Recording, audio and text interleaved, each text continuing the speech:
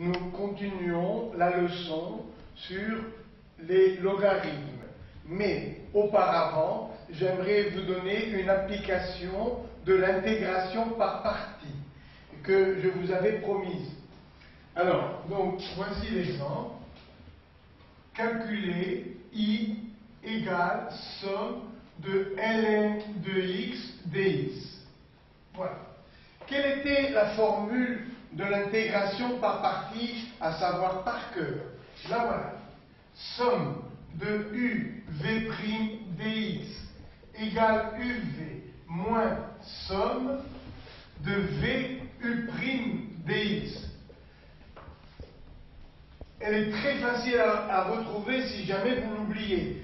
Regardez, vous partez de la dérivée de uv, qui donne u'v plus uv'. Puis, vous multipliez par dx. Ça fait uv' dx égale vu' dx plus uv' dx. Et enfin, maintenant, vous intégrez, c'est-à-dire, vous prenez les primitives des deux membres. Ça fait somme de uv' dx égale somme de vu' dx plus somme de uv' dx. Nous avons dit que l'intégrale est égale à la primitive du coefficient de dx. Or, là nous avons uv'. C'est la dérivée de uv. Donc uv est la primitive de uv'. C'est-à-dire donc uv égale somme de vu' dx plus somme de uv' dx. Et voilà, on va chercher par exemple celle-là, somme de vu' dx égale uv, et on va déplacer dans l'autre membre. Alors je veux donc cette intégrale. Celle-là, je la déplace à gauche et ça me donne moins somme de uv' dx. Et la voilà.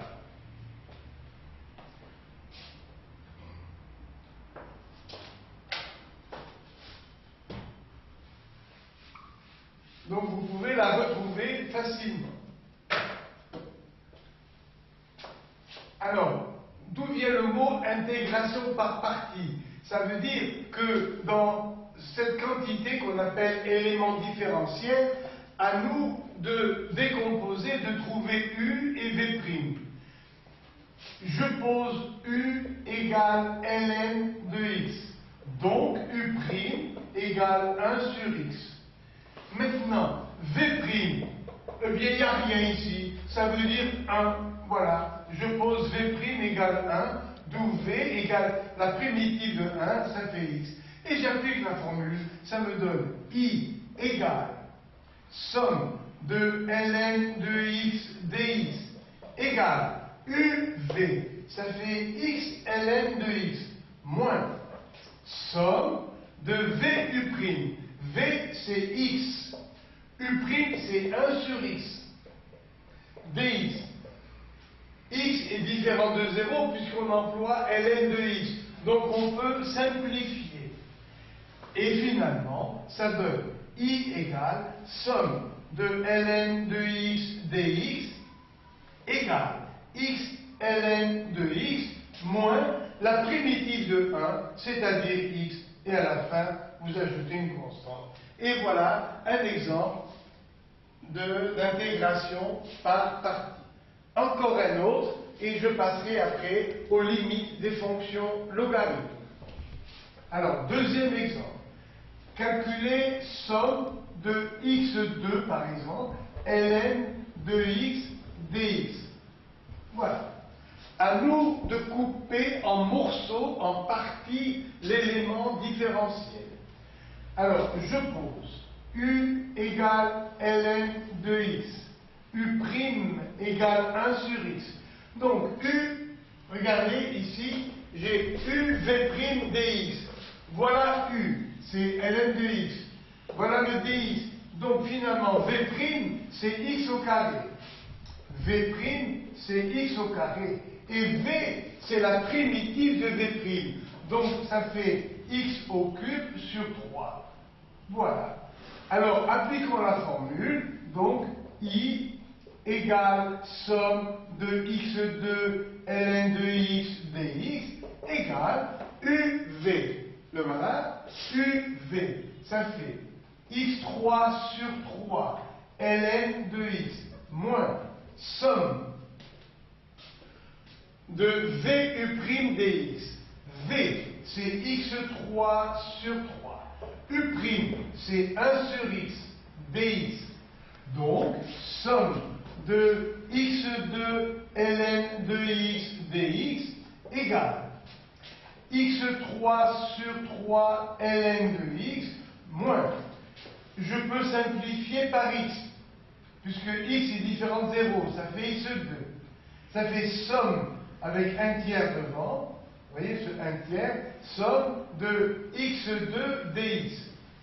Finalement, ça donne somme de x2 ln de x dx égale x3 sur 3 ln de x moins 1 tiers de, alors primitive de x au carré, c'est x3 sur 3 et plus constant. Mettons x3 sur 3 en facteur, ça nous fait donc somme de x2 ln de x dx égale x3 sur 3 facteur de ln de x moins 1 tiers plus constant. Et voilà, vous voyez un exemple, je vous l'avais promis, d'intégration par partie. Et on en fera d'autres avec la leçon suivante qui s'appelle la fonction exponentielle.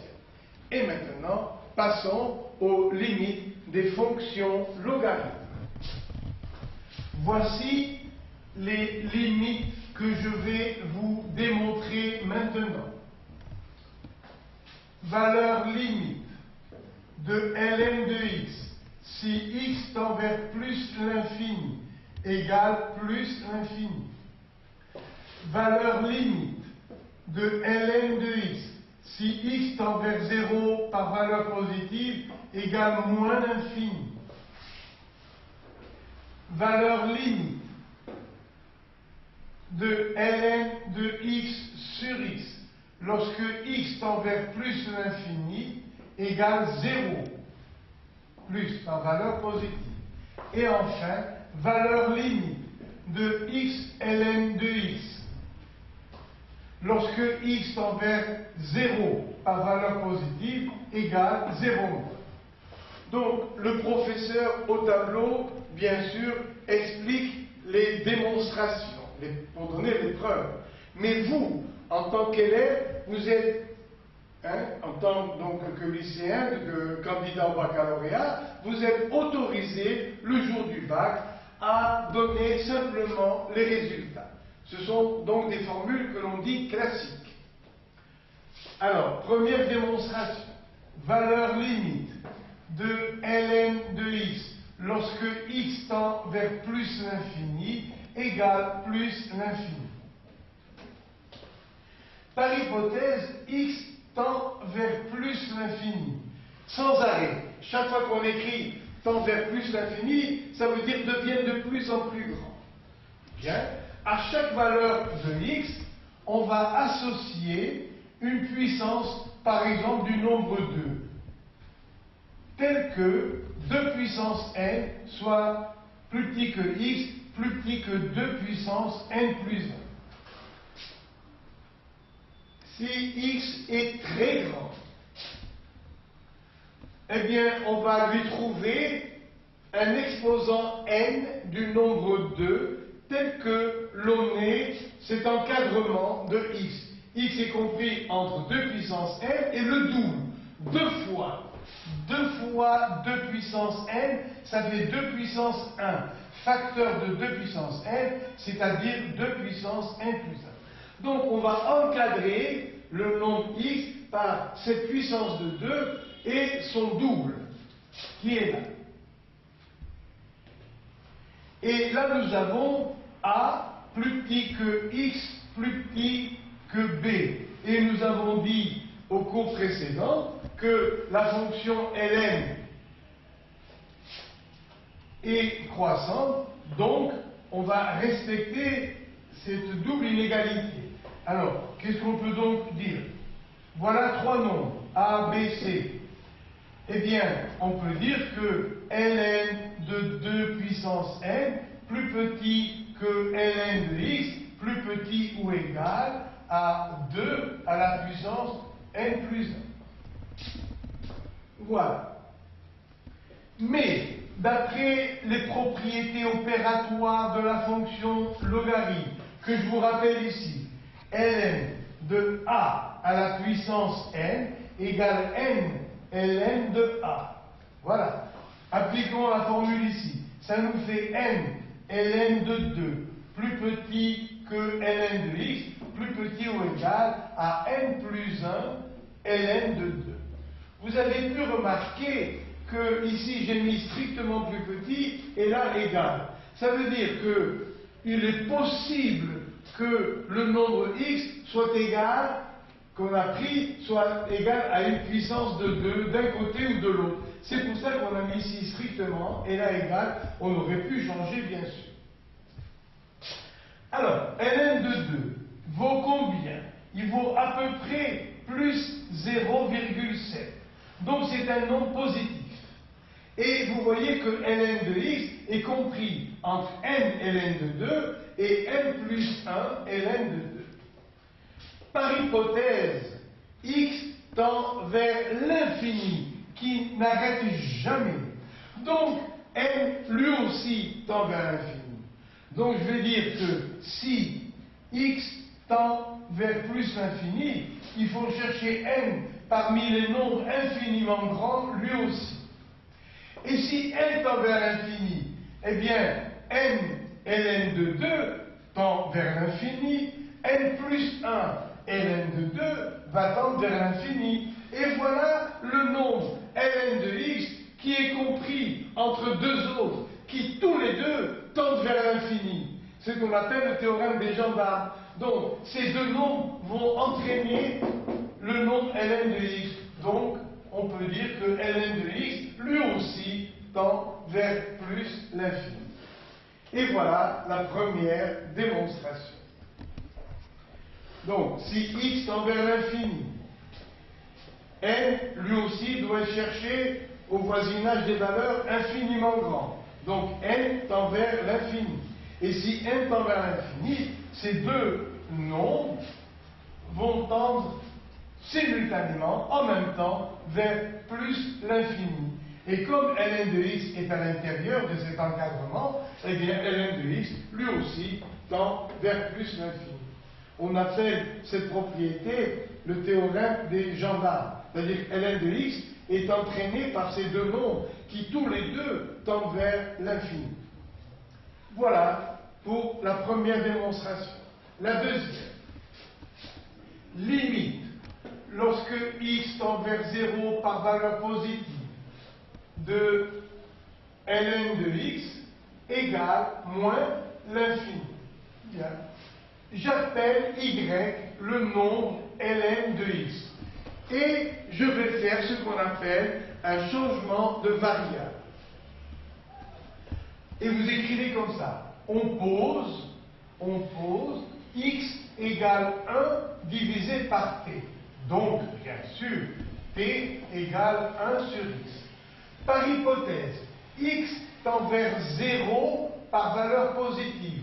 Alors, lorsque x tend vers 0 par valeur positive, 1 sur 0 plus, donc petit t tend vers plus l'infini. Bien. Que devient y?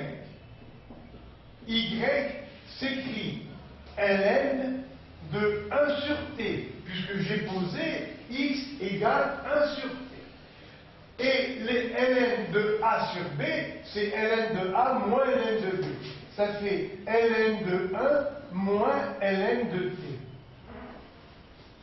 ln de 1 vaut 0, donc y égale moins ln de t.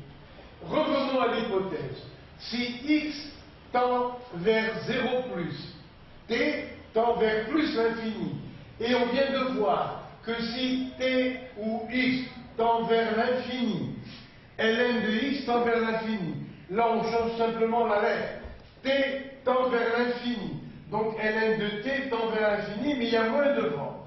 Donc vous voyez que si x tend vers 0 plus, eh bien t tend vers plus l'infini. Donc moins ln de t tend vers moins l'infini. Mais moins ln de t, c'est quoi? Ben, c'est y. Regardez. Donc y tend vers moins l'infini. Y, eh bien, nous l'avons posé, c'est ln de x. Donc, ln de x tend vers moins l'infini. En résumé, voilà comment s'écrit la limite. Limite de ln de x quand x tend vers 0 plus égale moins l'infini. Et je répète, vous êtes autorisé à appliquer ces résultats sans aucune démonstration. Après, ici, montrer que limite de ln de x sur x, lorsque x tend vers l'infini, ça fait 0. Normalement, ce rapport s'appelle une forme indéterminée. Pourquoi? Parce que, voilà, je cache x. Si x tend vers l'infini, vous voyez que ln de x tend vers l'infini. X aussi tend vers l'infini. Donc, normalement, nous avons l'infini sur l'infini qui est appelé une forme indéterminée. À nous de trouver quand même la réponse et on dit à nous de lever l'indétermination. Alors, je pose y égale ln de x sur x. Voilà. Et maintenant, il faut trouver la limite lorsque x tend vers l'infini. Quelle est la définition de ln de x? Eh bien, voici la courbe hyperbole d'équation 1 sur x. Et nous avons dit que ln de x, c'est la mesure de la surface qui commence à 1 et qui finit à x. Et pour mesurer cette surface, voilà l'unité de surface. Donc voilà ln de x. Et si x est plus grand que 1, vous voyez que ln de x, que je assure ici, est une surface plus petite que celle de ce rectangle. Alors, j'écris, donc, pour x plus grand que 1, ln de x, c'est une surface plus petite que celle de ce rectangle. Quelles sont les valeurs? Eh bien, la longueur, c'est x moins 1, et la hauteur, c'est 1. Voilà. Parce que nous sommes sur la courbe y égale 1 sur x. Si x vaut 1, y vaut 1. Puisque ln de x est plus petit que x moins 1, j'ai le droit de majorer ce nombre. Ça veut dire que ln de x est plus petit que x. Puisqu'il est plus petit qu'x moins 1, donc ln de x plus petit que x moins 1, j'ai le droit de majorer le deuxième membre. Ça fait ln de x plus petit que x. Mais, regardez, ceci est valable lorsque x est plus grand que 1. Mais si x est plus grand que 1, racine de x aussi est plus grand que 1. Donc, je vais appliquer cette inégalité à la place de x avec racine de x. Donc, ln de racine de x plus petit que racine de x. C'est-à-dire, ln de x puissance 1 demi. Vous voyez, racine de x, c'est x à la puissance 1 demi. Plus petit que racine de x. Donc, ln de x puissance 1 demi, ça fait 1 demi de ln de x. Plus petit que racine de x. Multiplions par 2. Ça donne ln de x plus petit que 2 racines de x. On approche de la fin, divisons maintenant par x. Ça nous donne ln de x sur x plus petit que 2 racines de x sur x. Mais, regardez, racine de x au carré, eh bien, c'est égal à x. Donc là, je vais remplacer par racine de x au carré. Ça nous donne ln de x plus petit que 2 racines de x sur racine de x au carré. X, c'est la même chose que racine de x au carré. Simplifions par racine de x. Ça nous donne ln de x plus petit que 2 sur racine de x. Et voilà. Alors, quelle est l'hypothèse? Eh bien, x tend vers l'infini. Donc, je vais écrire ceci à la limite quand x tend vers l'infini. Limite, lorsque x tend vers plus l'infini de ln de x est plus petit que la limite lorsque x tend vers plus l'infini de 2 sur racine de x. Or, ici, il y a seulement x au dénominateur. Donc, si x tend vers l'infini, la racine aussi tend vers l'infini. Et ce nombre a pour limite 0. Et la limite de ln de x est plus petite que 0. Ça veut dire, et elle est positive, ça veut dire donc que limite de ln de x sur x, hein, on est parti de ça, hein, rappelez-vous, limite de ln de x sur x est donc finalement égale à 0. Lorsque x tend vers plus l'infini. Et voilà donc la démonstration de la troisième limite. Alors, comme d'habitude, le temps d'effacer et je suis à vous pour la troisième, pour la quatrième limite.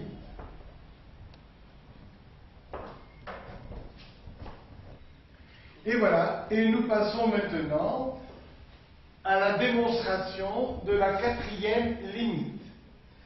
Alors, par hypothèse, x tend vers 0, et pendant que x tend vers 0, ln de x tend vers moins l'infini. Donc, on dit que nous avons la forme indéterminée, 0 fois l'infini. À nous de trouver quand même la réponse, et on dit il faut lever l'indétermination. Alors, je pose y égale x ln de x. Et encore une fois, je vais faire le changement x égale 1 divisé par t. C'est-à-dire que t est égal à 1 sur x. Par hypothèse, x tend vers 0 plus. Et si x tend vers 0 plus, t tend vers plus l'infini. Voilà. Que devient y avec ce changement? Y égale x, c'est-à-dire 1 sur t. 1 sur t. ln de x, c'est-à-dire 1 sur t. Mais ln de 1 sur t, c'est ln de 1 moins ln de t sur t. ln de 1 vaut 0. Donc finalement, y égale moins ln de t divisé par t. Alors, lorsque x tend vers 0 par valeur positive, que fait t? Eh bien, on a dit t tend vers plus l'infini. Donc, t tend vers plus l'infini. Et nous avons vu que si x, c'est le troisième exemple, si x tend vers l'infini, ln de x sur x tend vers 0. Là, simplement, la lettre a changé. Donc, ici, ln de t sur t tend vers 0 plus. Mais, devant ln de t sur t, il y a le moins. Donc, y tend vers 0 moins. Et qu'est-ce que c'est que y au départ? Y, c'est x ln de x qui va tendre vers 0 moins. Et voilà la démonstration de la quatrième limite sur les logarithmes. Donc, regardez-les bien ici, à connaître par cœur. Limite de ln de x lorsque x tend vers plus l'infini égale plus l'infini. Limite de ln de x. Si x tend vers 0 plus, ça fait moins l'infini. Limite de ln de x sur x. Si x tend vers plus l'infini, c'est x qui va gagner, on dit, et le rapport fait 0 plus. Enfin, limite de x ln de x, quand x tend vers 0 plus, ça fait un 0 moins. 0 par valeur négative. Grâce à ces limites, je vais tout à l'heure, dans un petit moment, étudier avec vous les variations de la fonction ln de x. Alors, une autre limite que l'on peut vous poser, on pose y égale ln de x à la puissance p sur x. Voilà. Où p est un nombre plus grand que 1. Un entier plus grand que 1. Qu'est-ce que je viens de faire? Eh bien, pour un petit peu m'amuser avec vous, je viens de donner des vitamines à ln de x. Parce que la limite, on vient de voir que limite de ln de x sur x, lorsque x tend vers plus l'infini, c'est 0.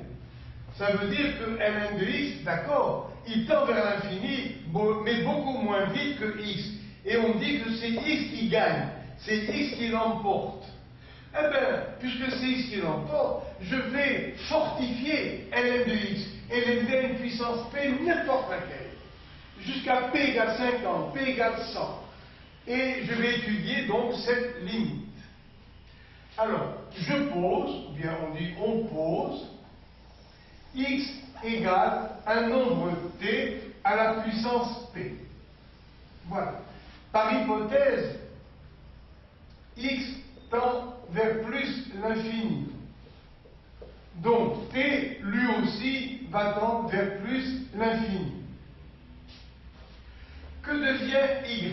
Alors, regardez, y égale ln de x qui vaut t à la puissance p.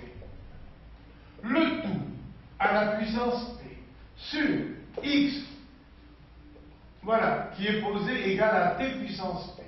Maintenant, ça fait, dans la parenthèse, à la puissance p, dans la parenthèse, ça fait p ln de t à la puissance p sur t à la puissance p. C'est la même puissance. Donc, je vais écrire que ça fait p ln de t sur t, le tout à la puissance p. Ça me donne p puissance p. Le voilà. Mais n'ayez pas peur, p est un nombre fixe. Donc, p puissance p est un nombre fixe. Que multiplie ln de t à la puissance p sur t, lui aussi, à la puissance p. Ça fait ln de t sur t, le tout à la puissance p. Regardez, p puissance p, je l'ai sorti de la parenthèse. Et il reste dedans ln de t sur t à la puissance p. On est prêt à travailler. Alors, x par hypothèse tend vers plus l'infini. Donc, t lui aussi tend vers plus l'infini. Donc, ln de t sur t tend vers 0. Sans arrêt, il tend vers 0. Même multiplié, alors à la puissance p, bien sûr, ça fait encore 0, et plus rapidement. ln de t sur t à la puissance p tend vers 0.